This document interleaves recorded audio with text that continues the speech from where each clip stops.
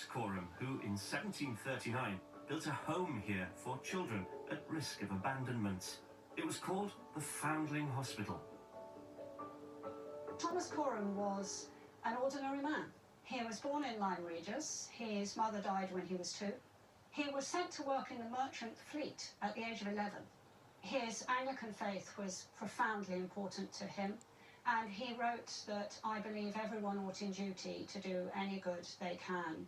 And he believed that that was to be shown in deeds. And he returned to London, where he was appalled to find the bodies of infants littering the streets of London. It took him 17 years to campaign to create his charity, and we have the privilege to walk in his footsteps. Thomas Coram pioneered a completely new way of raising money to realise his vision. He enlisted the help of some of the most prominent artists and musicians of his day, and much of their work is still preserved in the Foundling Museum. This is one of the paintings donated to the Foundling Hospital by the celebrated artist William Hogarth. It's a portrait of Thomas Coram himself. Now, the two were good friends, and Hogarth went on to become a governor of the hospital, and with his wife even fostered some of the foundling children.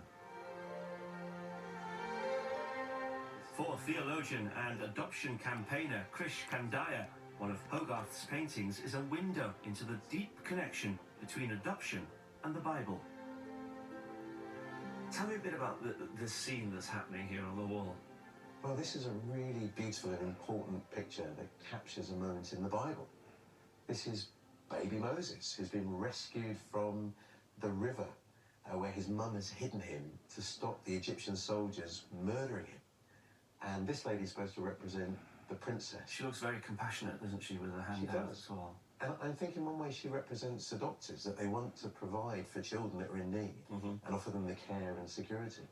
If Moses himself, this great rescuer figure, is an adopted child, that underlines how important adoption is. He's not the only adopted person in the Old Testament. What about the New Testament?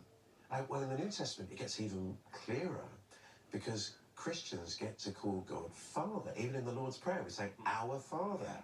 And yet the Bible's really clear. The only true Son of God is Jesus. So we only get to call God our Father through adoption. And Paul in his letters keeps talking about adoption being the highest privilege that we have as Christians, that we get to call God our Father.